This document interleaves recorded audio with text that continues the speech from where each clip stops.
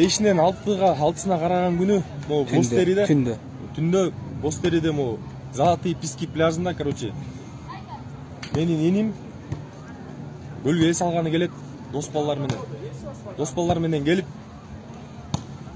ушул жерде Үчтегеректе эс алып жүрүшөт, ушул Үчтегеректе эс алып жүрүшкөндө бар да. Могу эки бардын ортосунда экен, короче. Мынакей, биягы карусель, биягы каток. Могу тушта 7-8 бала отурат. Могу тушта 7-8 бала отурат. Анан ортосунан кичине пикир келишпестик чыгат. Ортосунан пикир келишпестик чыгып, жана 7-8 бала мен энимди сабашып. Анан эним өтүп кетти. Ошол күндөгү ушул жерде видеону ким көргөн болсо, ким историясына тартып калган болсо, видеого тарткан болсо, сураныч сиздерден. Ушул номерге жиберип коюңуздарчы. Сураныч. Биз азыр оодуга барсак, милиция кызматкерлери, следовательдер өзүнүн эпилепсиясы кармап калган дейт.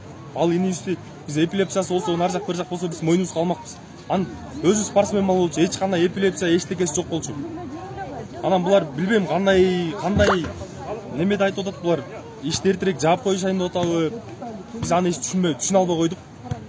Анан сиздерде ошо видеолор болсо, берде жанында дос балдар жана сабаган балдарды түрүнөн көрсөк тааныйбыз дейт. Видео.